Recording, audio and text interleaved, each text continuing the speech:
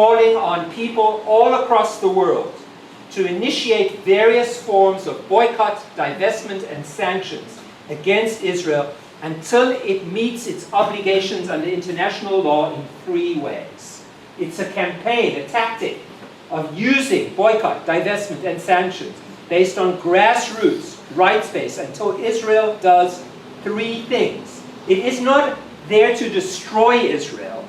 It is predicated on holding that until Israel does 3 things. And were Israel to do those 3 things, right, Israel, it's not a campaign that is unending against Israel. It's a tactical move to try to get a particular result. The particular result being threefold. Number 1, that Israel end its occupation and colonization of all Arab lands occupied in June 1967 and dismantles the wall. What Palestinians call the apartheid wall, what Israelis call the separation wall, barrier. The first goal is to end the occupation.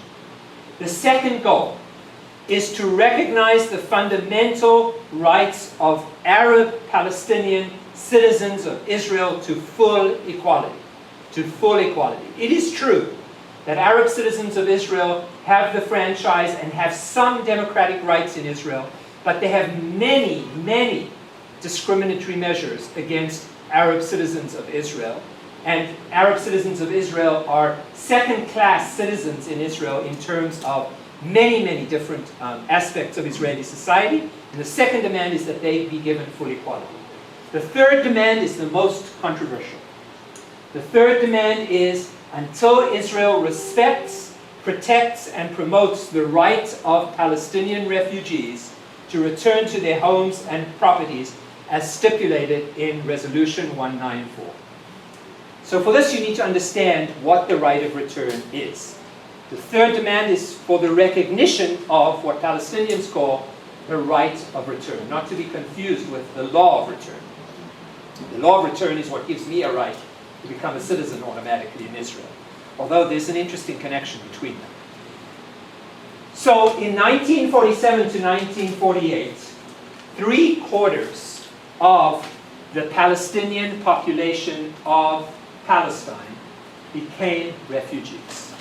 They became refugees because there was a war. Some of them left for fear of the war.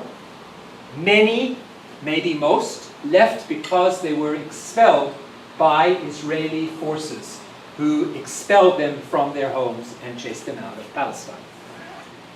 Israel claims to be a democratic Jewish state. Had those 700,000 Palestinians not left Israel, not been expelled from Israel in 1947, right? There's no way in the world that Israel claims to be a democratic Jewish state because there wouldn't have been a Jewish majority, right? You had to, the dynamic of creating, of the decision to create an ethnic Jewish state meant that those people had to move. Because with them there, you don't have that. If you read, this is an aside, if you read a lot of the arguments now about the West Bank, there are very few arguments that are made that are on moral grounds. The arguments that are made for a two-state solution are made on not moral grounds, not democratic grounds, but demographic grounds. The liberals in Israel and in my community who argue for a two-state solution often argue Israel won't be able to be democratic. There'll be too many Arabs. It's a demographic problem. We have to get rid of the Arabs. We can't have as many Arabs.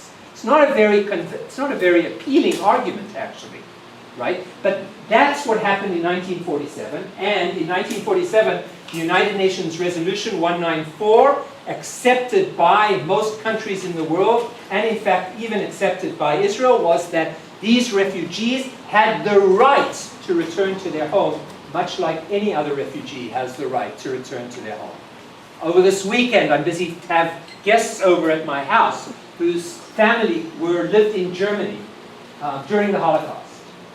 He has German citizenship because he is the child of a refugee. And his child could have German citizenship because he's the child of a refugee.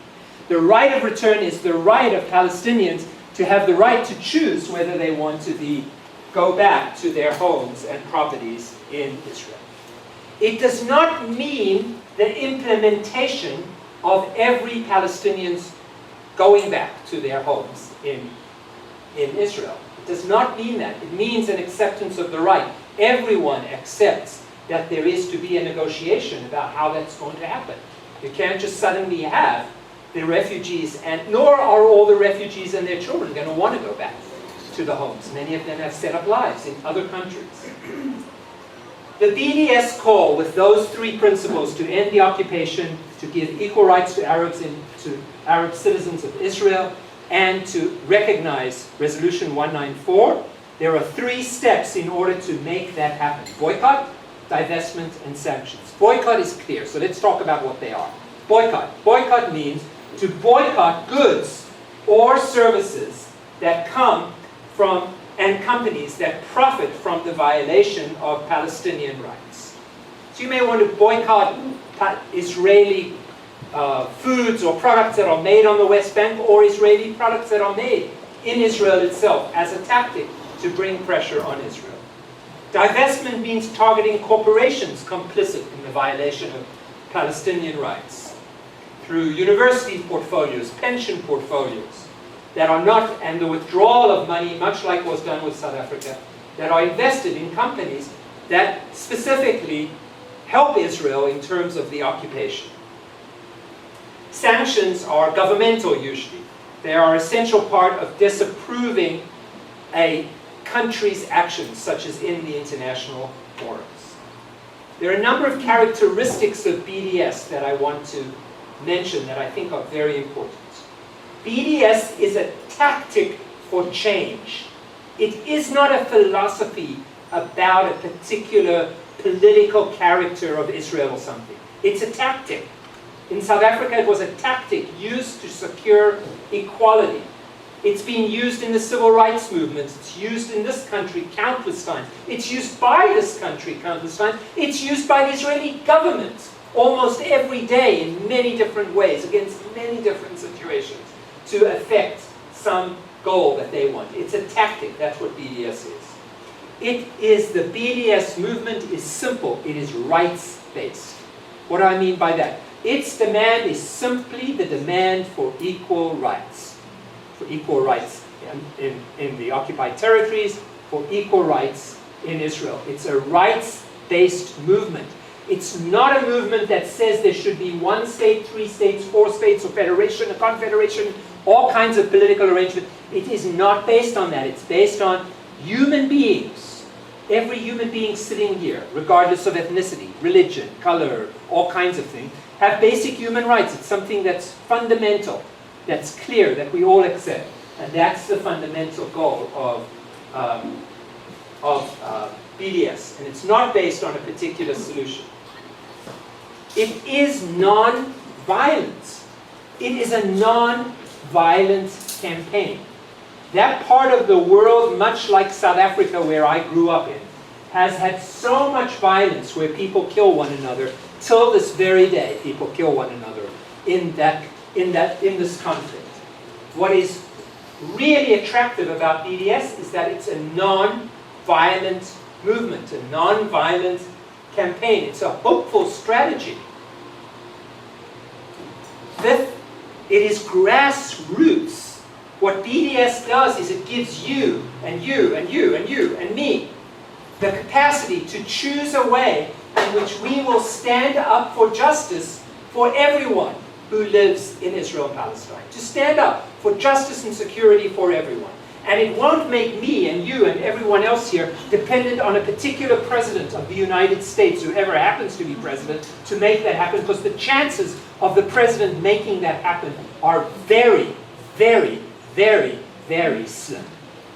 For all kinds of reasons, as we've discovered over the past 4 years, where we had the best shot at there being a change. And there's been no change. In fact, it's probably worse now than it was at the beginning of this president's tenure. So it empowers individuals and groups to make a difference, to take action. Lastly, and very importantly, it's a campaign initiated by Palestinians. It's not initiated in my community. When I get to some of the Jewish responses to to BDS. I think that the passion of the response it has a lot to do with this. It's not created by Jews. It's the Palestinian choice to boycott, divest, and sanction Israel.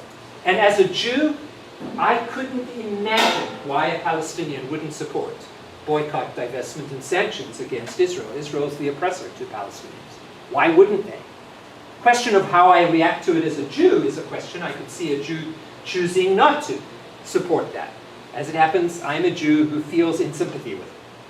But for Palestinians, it's their way of, it's their call. And there is the notion of solidarity with the oppressed. The oppressed get to choose the tactics of fighting the oppression and to invite people to be in solidarity with them.